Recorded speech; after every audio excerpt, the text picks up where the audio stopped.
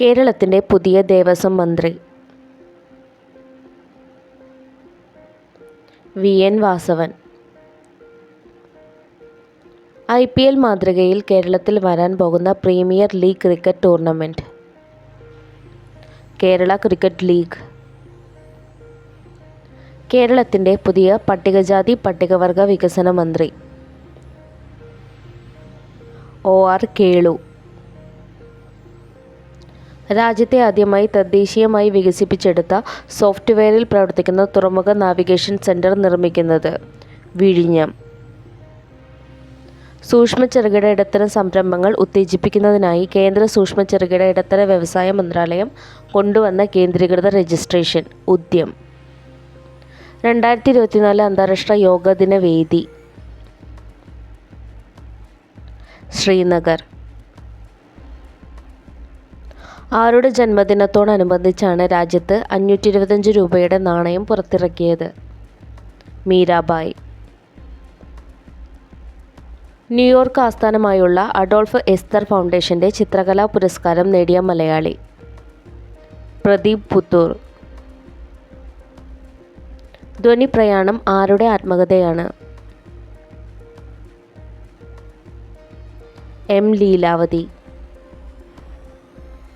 ഏറ്റവും കൂടുതൽ യൂറോ കപ്പുകളിൽ പങ്കെടുക്കുന്ന താരം എന്ന റെക്കോർഡ് സ്വന്തമാക്കിയത് ക്രിസ്ത്യാനോ റൊണാൾഡോ. ലോകത്തിലെ ആദ്യ സോളാർ വിൻഡ് സംയുക്ത വൈദ്യുത പദ്ധതി നിലവിൽ വരുന്ന സംസ്ഥാനം ഗുജറാത്ത്. ചൊവ്വയിൽ ഒരു റോവർ ദൗത്യത്തിന് നേതൃത്വം നൽകുന്ന ആദ്യ ഇന്ത്യക്കാരി ഡോക്ടർ അക്ഷത കൃഷ്ണമൂർത്തി. അന്തരിച്ച കവി സുഗതകുമാരിയുടെ സ്മരണയ്ക്കായി സുഗതവനം ഒരുങ്ങുന്നത് എവിടെ? ബംഗാൾ രാജ്ഭവനിൽ. ലോകത്തിലെ ഏറ്റവും വലിയ ധാന്യകേന്ദ്രം നിലവിൽ വരുന്നത്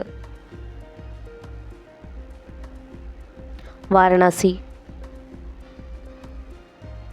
രാജ്യത്ത് സ്ത്രീധന മരണങ്ങൾ ഏറ്റവും കൂടുതലുള്ള സംസ്ഥാനം രാജസ്ഥാൻ. സംസ്ഥാനത്ത് ആദ്യ മിൽമ മിലിമാർട്ട് നിലവിൽ വരുന്നത് പഴവങ്ങാടി. ഇറാനിലെ ചബഹാർ തുറമുഖ നടത്തിപ്പ് ചുമതല ഏറ്റെടുത്ത രാജ്യം ഇന്ത്യ. 2024 ഓഗസ്റ്റിൽ നടക്കുന്ന ഇന്ത്യൻ വ്യോമസേനയുടെ ആദ്യ multinational air exercise Tarang Shakti 2024. തദ്ദേശ സ്ഥാപനങ്ങളിലെ വാർഡുകൾ ജനസംഖ്യാ അടിസ്ഥാനത്തിൽ വിഭജിക്കുന്നതിനുള്ള commission chairman A Shajahan. Gandhisagar wildlife സങ്കേതം സ്ഥിതി ചെയ്യുന്ന സംസ്ഥാനം മധ്യപ്രദേശ്. ലോക സൈബർ കുറ്റകൃത്യ സൂചികയിൽ ഇന്ത്യയുടെ സ്ഥാനം 10. അർഹരായ മുഴുവൻ വിദ്യാർത്ഥികളെയും വോട്ടർമാരാക്കിയ രാജ്യത്തെ ആദ്യ ജില്ല കണ്ണൂർ. കേരളത്തിലെ നാടൻ കലകളുടെ പ്രചാരണത്തിന് കായിക വകുപ്പ് ആരംഭിച്ച പദ്ധതി കളിത്തട്ട്. ബന്നാർഘട്ട ദേശീയോദ്യാനത്തെയും സാവൻദുർഗ കാടുകളെയും തമ്മിൽ ബന്ധിപ്പിക്കുന്ന ആനകൾക്കായുള്ള മേൽപ്പാത നിലവിൽ വന്ന സംസ്ഥാനം കർണാടക.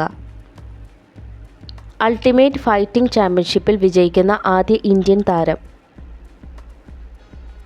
പൂജ തോമർ. പ്രധാനമന്ത്രിയുടെ പ്രിൻസിപ്പൽ സെക്രട്ടറിയായി നിയമിതനായത് PK മിശ്ര.